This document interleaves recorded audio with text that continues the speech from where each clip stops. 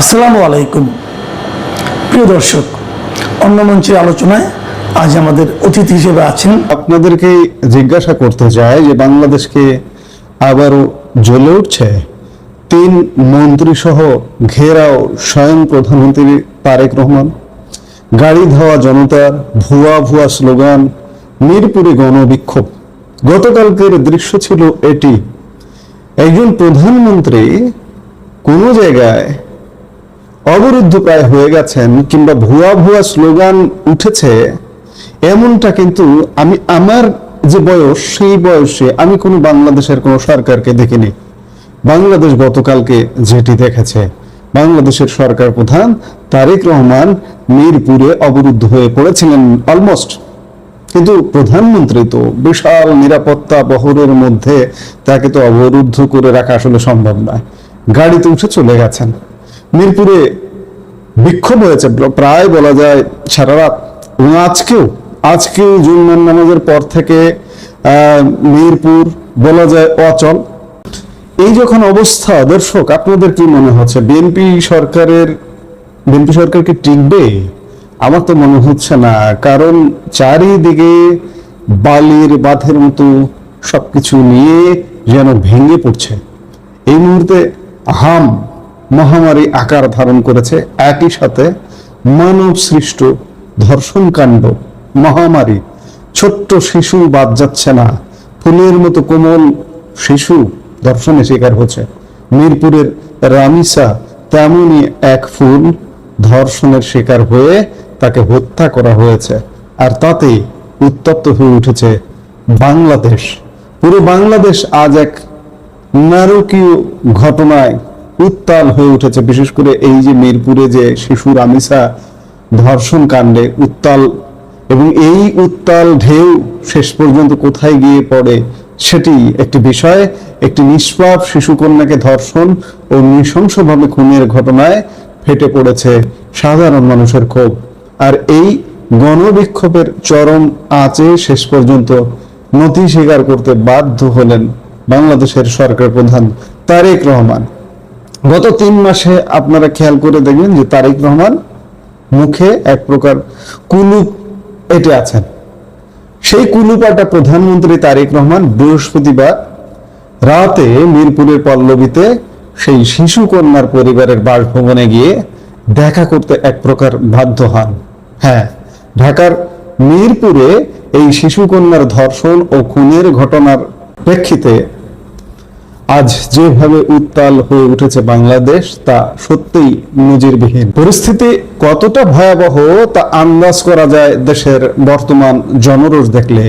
ঢাকা থেকে চট্টগ্রাম, সিলেট থেকে সাতক্ষীরায় গণবিক্ষোভের আজ প্রকৃতির অগ্নিবাণকে হারিয়ে দিয়েছে। চারিদিকে শুধু প্রতিবাদের আগুন, আর এই তীব্র ক্ষোভের মুখে পড়ে এতদিন নির্বিকার সরকার শেষ পর্যন্ত নড়ে বসতে বাধ্য হয়েছে। আপনারা শুনলে অবাক হবেন, যিনি দেশের অতীব গুরুত্বপূর্ণ সব বিষয়ে এতদিন মুখে কুলু পেটে বসেছিলেন, সেই প্রধানমন্ত্রী তারেক রহমানই গতকাল বৃহস্পতিবার বেশ খানিকটা রাতে মিরপুরের পল্লবীতে ওই শিশুকন্যার পরিবারের বাসভবনে গিয়ে দেখা করতে এক প্রকার বাধ্য হন। তবে সেখানে গিয়েও প্রধানমন্ত্রী নিজে কিন্তু কিছুই বলেননি। সেখানেও তার হয়ে নিহত শিশুকন্যার স্বজনদের সাথে কথা বলেছেন স্বরাষ্ট্রমন্ত্রী সালাউদ্দিন আহমেদ। কিন্তু সবচেয়ে নাটকীয় এবং নজিরবিহীন দৃশ্যটি দেখা গেল যখন প্রধানমন্ত্রী সেই এলাকায় পৌঁছান। 3 মন্ত্রীকে সঙ্গে নিয়ে কঠোরতম পুলিশি প্রহারায় তারেক রহমান যখন গাড়ি থেকে নেমে সেই বাড়িতে ঢুকেছেন, সেখানে কিছুক্ষণ কাটিয়ে আবার গাড়িতে ফেরত এসে গাড়িতে যখন উঠছেন এবং সেই গাড়ি যখন ফিরে গিয়েছে, তাকে ধাওয়া করেছে স্থানীয় জনতার স্লোগান, ভুয়া ভুয়া। হ্যাঁ, দেশের প্রধানমন্ত্রীর গাড়ি বহরকে লক্ষ্য করে সাধারণ মানুষ চিৎকার করে স্লোগান দিয়েছে ভুয়া ভুয়া। এই দৃশ্য আজ বাংলাদেশের মানুষের পুঞ্জীভূত ক্ষোভেরই বহিঃপ্রকাশ। আপনারা চিন্তা করুন, ক্ষমতার 4র্থ মাসে তথাকথিত নির্বাচনের মাধ্যমে নির্বাচিত প্রধানমন্ত্রী ভুয়া ভুয়া স্লোগান জনরোষের মুখে পড়ছেন। সেই সরকারের গন্তব্য কতদূর হবে সেটি এখন বিবেচ্য বিষয়। দর্শক, এবার জেনে নেওয়া যাক ঠিক কি ঘটেছিল মিরপুরের সেই ফ্ল্যাটে, যা পুরো দেশের মানুষকে এভাবে রাস্তায় নামিয়ে এনেছে। মিরপুরের পল্লবীর একটি আবাসিক ফ্ল্যাটে নিহত শিশুকন্যাটি থাকতো তার পরিবারের সঙ্গে। সে ছিল স্থানীয় মডেল হাই স্কুলের এক মেধাবী ছাত্রী। গত মঙ্গলবার হঠাৎ করেই এই মেধাবী ছাত্রীটি নিখোঁজ হয়ে যায়। মেয়ের কোনো খোঁজ না পেয়ে স্বাভাবিকভাবেই তার মা পাশের ফ্ল্যাটে খোঁজ করতে যান, কিন্তু সেই ফ্ল্যাটের গৃহকর্ত্রী দরজা না খোলায় মায়ের মনে গভীর সন্দেহ হয়। এরপর খবর দেওয়া হয় পুলিশকে। পুলিশ এসে ঘরের দরজা খুলে যা দেখলো তা যে কোনো মানুষের রক্ত হিম করে দেওয়ার জন্য যথেষ্ট। পুলিশ ঘরের মধ্যে শিশুটির গলা কাটা দেহ উদ্ধার করে এবং বাথরুমে একটি বালতির মধ্যে পায় তার খণ্ডিত মাথাটি। ততক্ষণে ওই ফ্ল্যাটের গৃহকর্তা জাকির হোসেন ওরফে সোহেল রানা বেপাত্তা হয়ে যায়। পরবর্তীতে শিশুটির ময়নাতদন্ত করা হলে চিকিৎসকেরা নিশ্চিত হন এবং ময়নাতদন্তের প্রমাণ মেলে যে 7 বছরের শিশু কন্যাটিকে হত্যা করার আগে নির্মমভাবে ধর্ষণ করা হয়েছিল। তবে ঘটনার পর পুলিশ প্রশাসন অত্যন্ত তৎপরতার সাথে কাজ করছে। 7 ঘন্টার মধ্যে পুলিশ প্রধান আসামি সোহেল রানাকে গ্রেপ্তার করতে সক্ষম হয়। শুধু তাই নয়, তার স্ত্রী স্বপ্নাকেও গ্রেপ্তার করা হয়। গ্রেপ্তারের পর স্বপ্না নিজেই পুলিশের কাছে জানায় যে তার স্বামী আসলে বিকারগ্রস্ত। ধর্ষণের পরে অপরাধের প্রমাণ লেপাটের জন্যই সে শিশুটিকে এভাবে নৃশংসভাবে হত্যা করেছে। পরবর্তীতে মূল অপরাধী সোহেল রানাও নিজের অপরাধ স্বীকার করে জবানবন্দি দেয়। এই যে এত বড় একটা নৃশংস ঘটনা ঘটে গেল, এই ঘটনার পেছনে বাংলাদেশের বর্তমান সামাজিক ও রাজনৈতিক পরিস্থিতির একটি বড় যোগসূত্র রয়েছে বলে বিশেষজ্ঞরা মনে করছেন।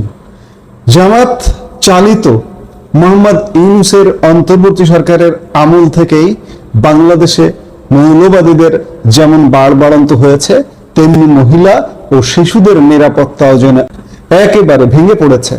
আমরা দেখেছি কিভাবে মৌলবাদীরা বিভিন্ন সময়ে রাস্তাঘাটে নারীদের উপরে হামলা করেছে, কেন তারা হিজাব বা বোরখা না পরে রাস্তায় বেরিয়েছেন এই নিয়ে প্রকাশ্যে কৈফিয়ত জানতে চেয়েছে, হেনস্থা করেছে।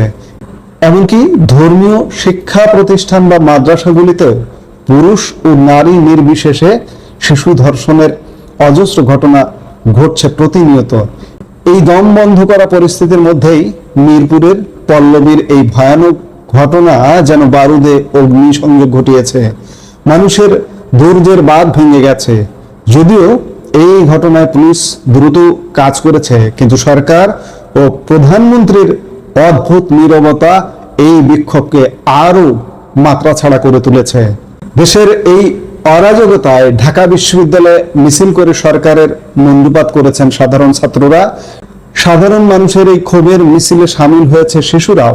5 কিলোমিটারেরও বেশি লম্বা এক মানববন্ধনে স্কুলের শিশুরাও হাতে পোস্টার নিয়ে নিজের মায়ের সঙ্গে হয়েছে। অন্যদিকে ঢাকার বাইরেও এই প্রতিবাদের আগুন ছড়িয়ে পড়েছে।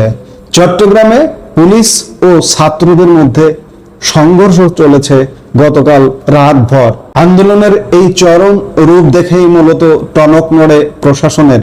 ঘটনার দিন প্রধানমন্ত্রী মিরপুরের উপর দিয়ে গাজীপুর যাচ্ছিলেন। এই খবর পেয়ে স্থানীয় মানুষ তীব্র দাবি তোলেন যে নিহতের বাড়ি প্রধানমন্ত্রীকে আসতেই হবে। অবস্থা বেগতিক দেখে রাত 10টায় স্বরাষ্ট্র, আইন, ক্রীড়ামন্ত্রী এবং বিএনপি নেতাদের নিয়ে সেই নিহত শিশুকন্যার পরিবারের সঙ্গে দেখা করেন তারেক রহমান। কিন্তু সরকারের এই বাধ্যতামূলক উপস্থিতি সাধারণ মানুষের ক্ষোভকে শান্ত করতে পারেনি। তাদের ঘিরে জনতা একটাই স্লোগান দিয়ে গেলেন, ভুয়া ভুয়া। পরিস্থিতি এতটাই উত্তপ্ত ছিল যে পুলিশও সেদিন তাদের নিবৃত্ত করতে পারল না। এটি 7 বছরের নিষ্পাপ শিশুর এই পরিণতি এবং দেশের সামগ্রিক নিরাপত্তা ব্যবস্থা নিয়ে আজ কোটি কোটি মানুষের প্রাণে প্রশ্ন উঠেছে। এই ঘটনার সুষ্ঠু বিচার এবং দোষীদের দৃষ্টান্তমূলক শাস্তি কি নিশ্চিত হবে, নাকি এই ক্ষোভের আগুন আরো বড় কোনো সামাজিক পরিবর্তনের রূপ নেবে, সেটি এখন দেখার বিষয়। গতকাল মিরপুর থেকেই প্রধানমন্ত্রীর পেছনে ভুয়া ভুয়া স্লোগান তাড়া করে ফেলল। শেষ পরিণতি কি হয় সেটি দেখার বিষয়। কারণ কোনো কিছু এই প্রধানমন্ত্রীর নিয়ন্ত্রণে বাংলাদেশ আসলে নেই। বাংলাদেশ কে চালাচ্ছে, কিভাবে চলছে কেউ জানে না।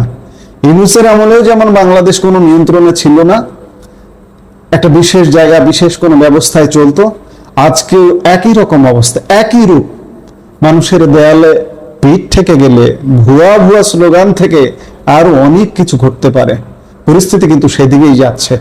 এই সুপ্রিয় দর্শক শ্রোতা মণ্ডলী, আপনারা এই মুহূর্তে আমাকে যে যেখান থেকে দেখছেন এবং পরবর্তী ভিডিওটি যে যেখান থেকে দেখবেন, সকলকে জানাই আমার প্রাণঢালা অভিনন্দন এবং শুভেচ্ছা এবং কৃতজ্ঞতা প্রকাশ করি সার্বক্ষণিক আমার পাশে থাকার জন্য এবং সাবস্ক্রাইব করে চ্যানেলকে অনন্য উচ্চতায় নিয়ে যাওয়ার জন্য আপনাদের কাছে কৃতজ্ঞ।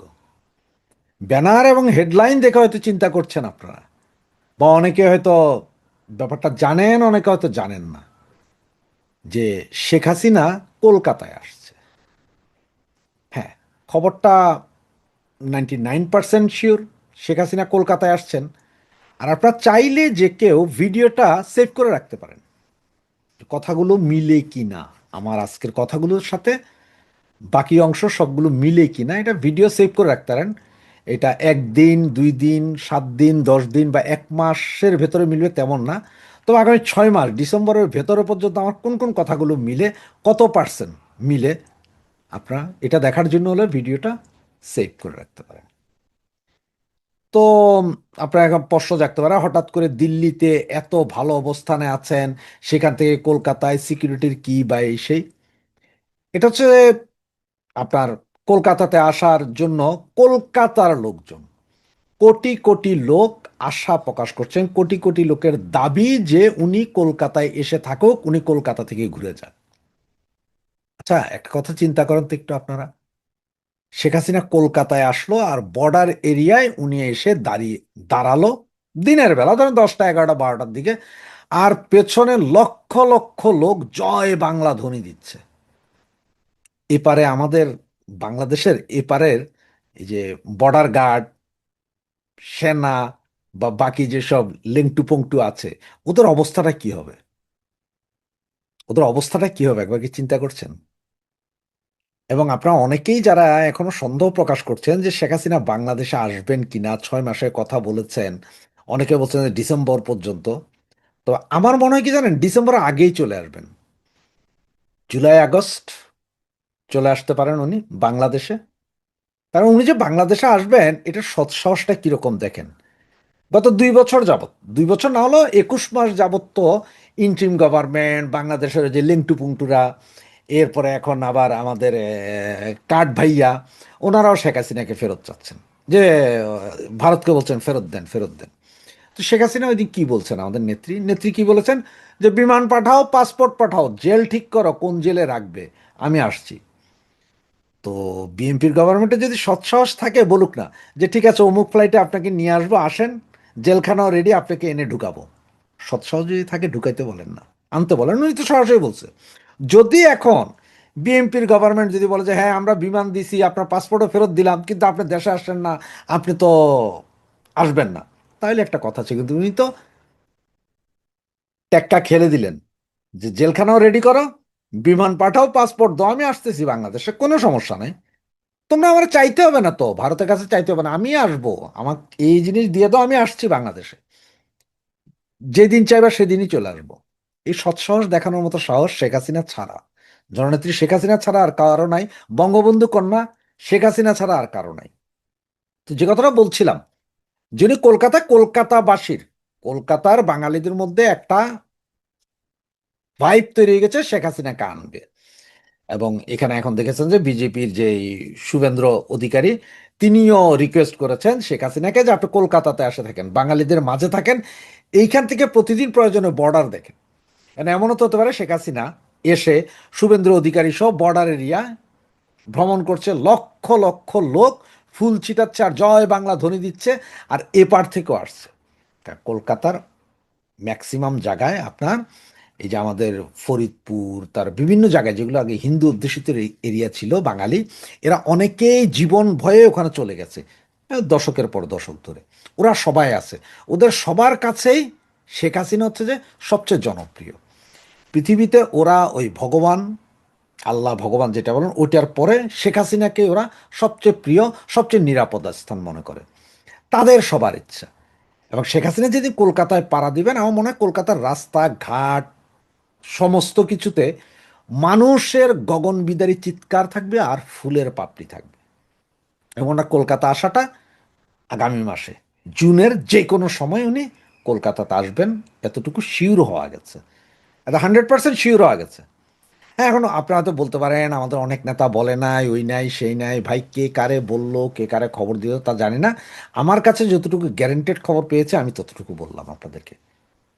আর বাংলাদেশে ফেরার জন্য আপনারা যেটা হয়তো চিন্তা করছেন আসলে কিভাবে ফিরবে বা কেমনে ফিরবে, কেন ফিরবে বাংলাদেশে, তাতে আপনাদের যদি দু একটা কথা বলি তাহলে হয়তো আপনারা একটু ভালোভাবে বুঝবেন যে কত দ্রুত জননেত্রী শেখ হাসিনা ফিরছে। আপনাদের নিশ্চয় মনে আছে আরব স্প্রিংয়ের পর মিশরের যে ব্রাদারহুডের কথা মনে আছে, এই আমেরিকাই করাইলো আরব স্প্রিং। ব্রাদারহুড জিতলো, জিতাইসা কি করলো তারা, সেই জঙ্গি উৎপাত, এদের তো জঙ্গি, ওখানেও জঙ্গি, এই জঙ্গি উৎপাত বেশি দিন টিকলো না। ব্রাদারহুডের নেতা কোথায় গেলেন, জেলে গেলেন, ফাঁসি হয়ে গেল, সব কিছু। এরপরে সেনা শাসন আসলে এখনো যে মুরসি আছে সেনা। ঠিক বাংলাদেশের পরিস্থিতি একটু চিন্তা করেন। আমেরিকা চুক্তি করেছে, ওই করেছে, সেই করেছে, কিন্তু এই চুক্তি করলে কি হবে? চুক্তি তো করছে, আমার সেন্ট মার্টিন নিবে, বন্দর নিবে, অমুক নিবে, তমুক নিবে, কিন্তু আমেরিকাও ভালো করে জানে যে জনগণের সমর্থন যদি না থাকে, প্রপার যদি কারো যে কন্ট্রোল করতে পারে এরকম লোক না থাকলে তারা এগুলো নিতে পারবে না। শুধু তাদের ভুল ভেঙে গেছে। এখন ক্ষমতায় তারেক জিয়ারা বসাইছে, কারণ 5ই আগস্টের পরে যেভাবে আপনার মৌলবাদীদের উত্থান, আমেরিকা ও জানতো, এদের কাছে ছিল যে মৌলবাদী আছে, কিন্তু মৌলবাদীও ধরার জন্য তো একটা সিস্টেম লাগে, কোনো ইয়েতে লাগে। সুতরাং মৌলবাদীদের উত্থান দেখলো সব, এখন তারেক জিয়াকে বসাইলো। এখন যেটা তারা প্ল্যানিংয়ে করবে সেটা হচ্ছে এই যে মৌলবাদীর উত্থান, এইটারে কিন্তু সালাদ কাটা করবে। আপনার কচু কাটা বললে তো সবাই কচু কাটা বলে, আমি বললাম যে সালাদ কাটা, মানে সালাদ যেভাবে কাটে না এই মৌলবাদী, এগুলো সবগুলোরা কাটবে দেখবেন। লেখা রাখেন এটা, ওই যে বললাম ভিডিওটা ডাউনলোড করে রাখেন, সেটাই রেখেন। সালাদ কাটা করবে এই মৌলবাদী গোষ্ঠীটাকে, এবং এমন কাটা করবে যেটা কল্পনা করতে পারবেন। ঠিক ওই যে মিশরের সেই ব্রাদারহুডের মতো কচু কাটা করবে। তার কারণ কি জানেন? ইন্ডিয়া এখন, ইন্ডিয়া বলতেছি, সরি, আমেরিকা বুঝতে পারছে যে এইখানে আমি এই চুক্তির বলে এগুলো পাই আর না পাই, কারণ শেখ হাসিনা ছাড়া অন্য কেউ এই দেশ কন্ট্রোল করতে পারবে না, বা অবস্থা এতই জটিল। আর যদি তাকে পাইতে হয় তাহলে হয় শেখ হাসিনার সমর্থন লাগবে, নাই শেখ হাসিনার সমর্থিত কোনো সেনা বাহিনী লাগবে, মানে যাদের পেছনে মিনিমাম 50% লোক ভরসা করে। বাংলাদেশের জনগণ কিছু হোক আর না, 50% লোক আওয়ামী লীগের উপরে ভরসা করে। আওয়ামী লীগও চুপচাপ। এই যে এখন হঠাৎ করে দেখতেছেন যে হামে শিশু মারা গেল প্রায় 1100-1200 মতো, এরপরে গত এক সপ্তাহ ধরে দেখতেছে যে প্রতিদিন ধর্ষণ, প্রতিদিন, আজকে এখানে তো কালকে এখানে, পরশু এখানে, একটা না যাইতে আরেকটা। আর সবচেয়ে মজার বিষয় দেখেন, গতকাল রাতে চট্টগ্রামের বাকলিয়াতে ধর্ষণ, আজকে আবার দুইটাকে ধর্ষণ, দুই শিশুকন্যাকে ধর্ষণ। এই সমস্ত অবস্থা নিয়ে জনরোষ, তিনজন মন্ত্রী, গতকালের প্রধানমন্ত্রী সহ বাকি 2জন মন্ত্রী, টোটাল 3জন মন্ত্রী গেল রামিসার বাড়িতে। সেইখানে ওনারা ঘেরাও হয়ে পড়ে গেল। সেইখানে তাদেরকে ভুয়া ভুয়া গদিছার পাবলিক ইয়ে করতেছে। কালকে সারা রাত গন্ডগোল চলছে চিটংয়ে, আজকে আবারও 2টা শিশুকন্যাকে ধর্ষণ। এছাড়াও প্রতিদিন লাশ পাওয়া যেতেছে, মানুষের সেন্টিমেন্ট উঠতেছে।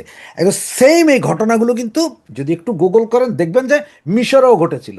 এই তালেবানি শাসন চাই, ব্রাদারহুড, ওই অমুক সনদের অধীনে আমরা দেশ দখল করতে চাই, অমুক সদনের অধীনে দেশ চলবে, এগুলা কিন্তু আমেরিকা কিন্তু সব ভালো পায়, মাগার এই মৌলবাদ শক্তিরে ভালো পায় না। এদের কথা হচ্ছে যে কাটো কচুর মতো, ঠিক এই কচুর মতো না, এবার সালাদের মতন কাটবে বাংলাদেশের এই মৌলবাদী যেগুলো লাফাইতেছে। এবং আজকে যে ডারবি নাসিরকে ধরেন আটকায়া ফেলানো, থানার ভিতরে নাকি ওরা গেট ভাঙা, এগুলো সব করতেছে কিন্তু ডিপ স্টেট। কারণ ডিপ স্টেট বসাইছে তারাই মাইরা ধরে এটারে নামাবে, নামানোর পরে নিজের স্বার্থে চুক্তি মুক্তি ভুলা যান, সেন্ট মার্টিন নিবে না, এটা নিজের স্বার্থে হইলেও শেখ হাসিনাকে তারা আনাইতে হবে। তার কারণ হচ্ছে যে ওনারাও ভালো করে বুঝে গেছে যে চায়না, ইন্ডিয়া, রাশিয়া তিনটা এক জায়গায় চলে আসছে। আর বাংলাদেশের যদি এই অবস্থা থাকে তাহলে ওনারা আমসালা দুইটাই হারাবে।